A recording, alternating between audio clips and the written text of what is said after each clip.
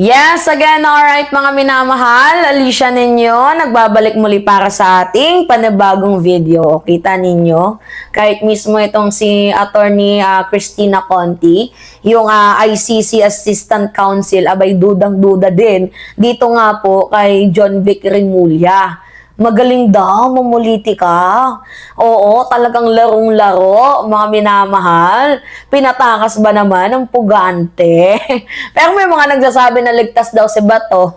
Ligtas sa batas. Yun ba yun? Hanggat hindi ko nakikita si Bato, hanggat walang report, hindi ko masasabing ligtas si Bato. Kasi ang totoo, baka ligtas sa batas. 'Di ba? O, pakinggan natin 'to mga minamahal. At bahagi niyan ay yung mga ko na naniniwala pa rin pinanghahawakan ang mali. Nakailang beses akong nakinig doon sa mga statements ni President Alan Peter Cayetano at mali ang kanyang perspectives, mali ang kanyang mga pananaw tungkol sa ICC, tungkol sa he is so thoroughly misinformed. Kaya mukhang pinagmula dahil panindigan niya, binigyan niya ng protective custody si Bato de la Rosa, pina-lockdown itong Senado, at kaya hindi tuloy ma-enforce yung warrant of arrest. Pero, ito ngayon ang twist. Naglalabasan ngayon yung NBI at ang PNP na hindi naman pala daw sila ang nagpaputok ngayong gabi. So, di ba, a few, ilang oras na ba itong stand-off? At nung nagkaputukan sa Senado, ang iniisip ng marami, yung nanghuhuli, ay Bato de la Rosa, kumbaga naka-enkwentro yung mga kapanalig niya o kakampi niya. Kung hindi PNP at hindi pala NBI yung pumasok sa Senate o nagpaputok, sino? Kaya parang pagulo yung sitwasyon.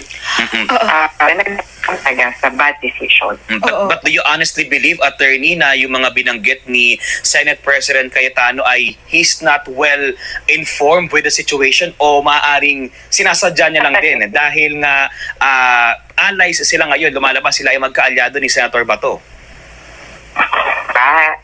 Take na yan. Oo nga naman, merong bulag, tapos merong nagbubulag-bulagan. Ang hirap, of course, ang hirap na kunin mo yung parang to believe in the worst of people. Yeah. Pero sa sitwasyong ito, hindi ko rin naman, kumbaga maiipit lang na yun lang yung desisyon.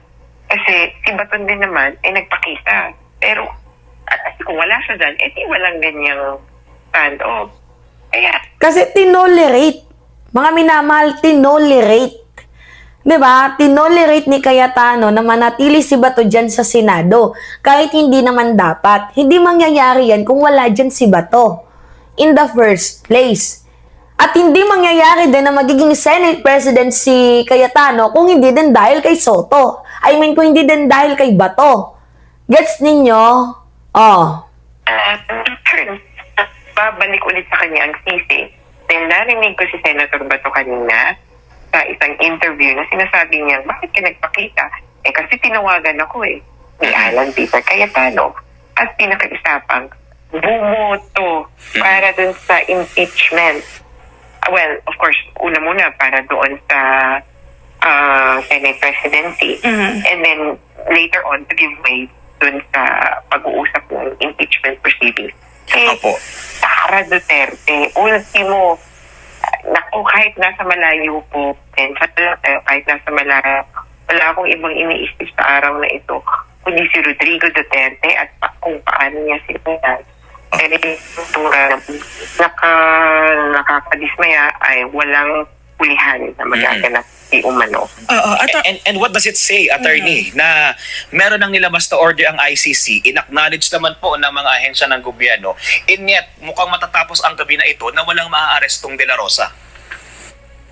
Ganyan talaga ang politika sa Pilipinas, parang doble kara.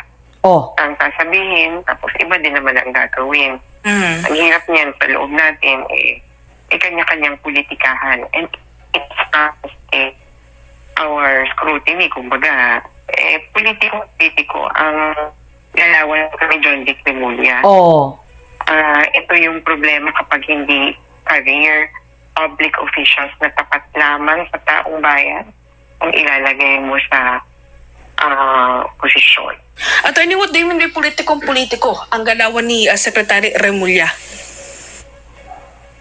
May nakatakda ng mga duty ang pinuno ng kanyang department. May dapat gumalaw mga pinamumunuan niya. Pero parang wala nangyari. O magulo. Ayan. Okay na po. Opo. Siguro Ayan, okay. Siguro one final point na lang sa akin, attorney, before we let you go, what does it say also for the Philippine government sa administrasyon Yes. ni Pangulong Marcos bilang binabanggit din ni Secretary Remulla kanina? Anyway, naghanap ng masisisi nga. Yun ang ending, sisisiin si Presidente, sisisiin ng NBI. So at the end of the day, itong si John Vic Remulla ay isang secret DDS para sa akin. Politikong-politiko ang galawan. Huwag mo kaming niloloko, John Vic, ng ina mo. Alam na namin yung galawan mo. Dapat ikaw yung kinakasuhan ng obstruction of justice Palitan ka na, masyado ka ng halata. 'Di ba? Gumawa ka ng drama pero involved ka pa din at the end of the day. 'Di ba? Galawang Duterte. Angas. Mag-resign ka na, John Vic. Wala ka talagang silbi. Traidor ka, John Vic. Unang upo mo pa lang sa pwesto, wala kang ibang ginawa kundi sibakin si Torre, papangitin ang pangalan ni Torre, at ngayon kinakalaban ng NBI. Kupal ka talaga, John Vic. Lahat ng kasamaan, talagang lahat dapat sa'yo isisi kasi ikaw talaga yung, I think may pakana, isa din sa may, kailan ba masisibak na yan si John Vic? May narinig tayo na isisibak na yan si John Vic. Dapat forthwith ASAP.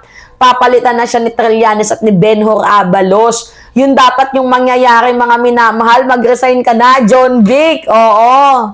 Putragis ka. Dadamay mo pang Pilipino sa katarantaduhan mo. May nakita ako. Sige nga. Paliwanag nyo tong litratong to. Mukha bang threaten tong mga nandito sa picture na to? Sige nga kung kayo mga minamahalang magano. Mukha ba tong mga mukha ba silang mga naatake? Tingnan nyo, nagtatawanan. Tingnan ninyo. Nagtatawanan. Mukha ba tong mga inatake? Nagtatawanan, Politikong-politiko si Gago. Nagtatawanan. Diba? John Vic, ang angas mo, mag-resign ka na.